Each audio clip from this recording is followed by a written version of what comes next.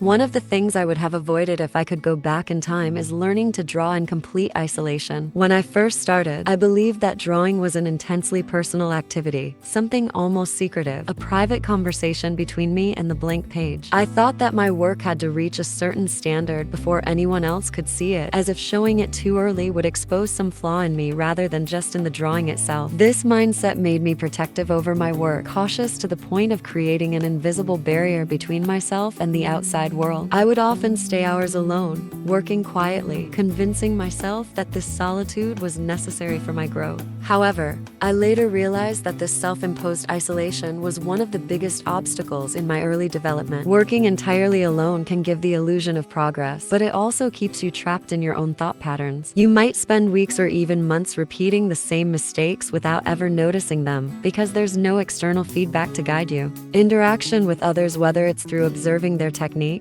reading about their process, or simply discussing ideas, can open doors you never knew existed. Even a casual conversation or a passing comment from someone more experienced can save you countless hours of trial and error. There's a unique kind of learning that only comes from seeing how someone else thinks, and it is something you simply cannot replicate in solitude. Another crucial lesson I learned the hard way is the importance of embracing criticism instead of resisting it. When I started, any negative remark about my work felt like a direct attack on me personally. I would become defensive, sometimes shutting down entirely or dismissing the comment outright. Over time, though, I realized that criticism is not the enemy, it is a vital tool for growth, especially when it comes from someone who genuinely wants to see you improve. Constructive feedback, even when it's blunt or slightly harsh, provides an external perspective that you cannot achieve on your own. Often, we become blind to the flaws in our work because we are too close to it. The key is learning to distinguish between criticism that destroys and criticism that teaches. When you receive feedback, instead of reacting emotionally, analyze it calmly.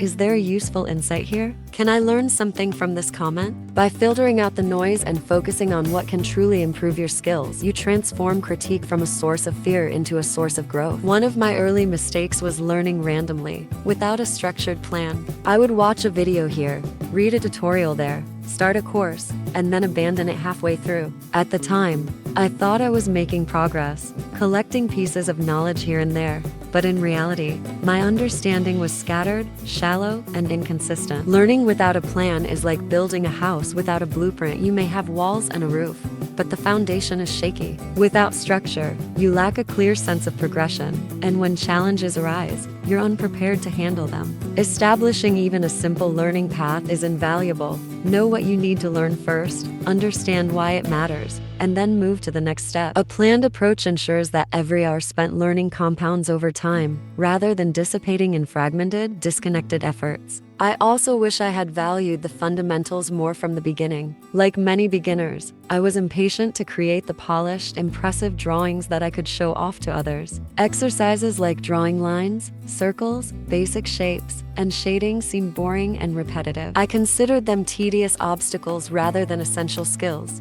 In hindsight, these boring fundamentals are the backbone of all great art. They teach your hand control, your eye for proportion, and your ability to translate ideas from your mind to the paper. No matter how imaginative or creative your vision is, without mastering the basics, your work lacks solidity. Even the most beautiful artwork can feel fragile if it isn't supported by a strong foundation. Mastery of fundamentals gives your drawings confidence and clarity, and it allows your creative choices to shine rather than compensate for weaknesses. Another mistake I would have avoided is over-relying on copying other artists' styles. When you're starting, imitation is natural and highly educational. It allows you to understand techniques, workflows, and ways of thinking that more experienced artists use. The danger comes when imitation becomes a permanent habit, when you begin to draw primarily to mimic someone else rather than to express yourself. Over time, this can erode your individuality and your creative voice. Style is not something you choose consciously. It emerges from your experiences, your mistakes, your preferences, and the way you see the world.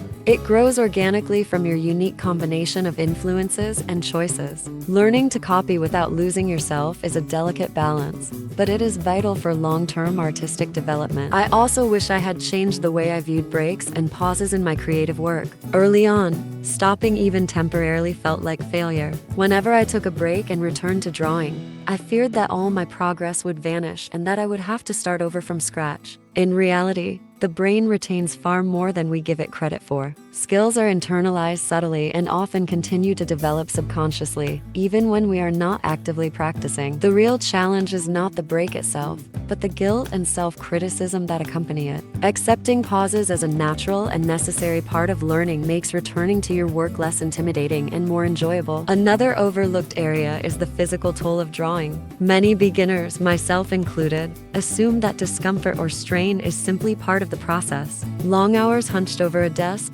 poor posture, wrist and shoulder pain, and skipped breaks can all accumulate into real physical obstacles. Fatigue diminishes focus, patience, and overall creative output. Over time, I realized that maintaining a healthy body is crucial to maintaining a consistent practice. Stretching, proper ergonomics, and regular breaks aren't luxuries, they're essentials. Creativity flows more freely when your body isn't screaming in discomfort, and sustainable growth depends on a combination of mental and physical care. I also wish I had relied less on external validation. Early in my journey, I constantly sought encouragement from friends, family, or online communities. I wanted everyone to understand my passion, to recognize my progress, and to cheer me on. While support is wonderful, depending on it entirely makes your motivation fragile. True motivation must come from within, from a genuine belief in the value of your work, regardless of outside recognition. Learning to cultivate self-encouragement makes your creative journey resilient to fluctuations in external approval. Another key mistake I made was confusing learning with production. I pressured myself to make every drawing perfect, polished, and presentable.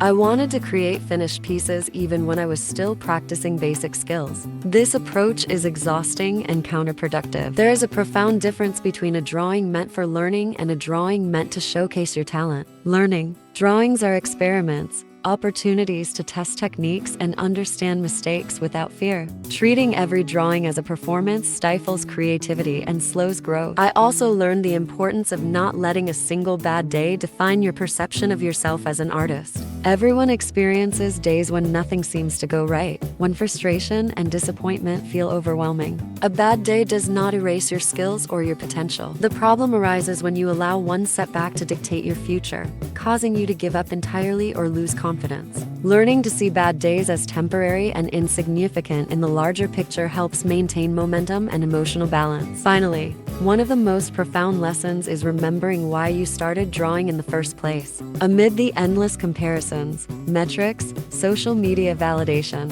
and future goals, it is easy to lose sight of the original spark, the simple joy of putting pencil to paper and creating something that feels like yours. Returning to that initial feeling can reset your perspective, reconnecting you with the intrinsic motivation that fuels long-term growth and happiness. This connection to joy and purpose makes all other struggles, mistakes, and frustrations easier to navigate. Reflecting on all these lessons, it becomes clear that they are not about rushing your progress or chasing external benchmarks. They are about fostering honesty with yourself, cultivating patience, and maintaining a deep connection to the joy and wonder that drew you to drawing in the first place. Each step, even the slow or imperfect ones, matters. There is no late or behind in this journey, only your own path, uniquely your own. If this resonates with you, remember drawing is a journey, not a race. The value is in each brushstroke, each attempt, each failure, and each discovery. Embrace your learning process fully, honor your efforts, and celebrate the small victories as much as the big ones. Allow yourself to explore, to fail,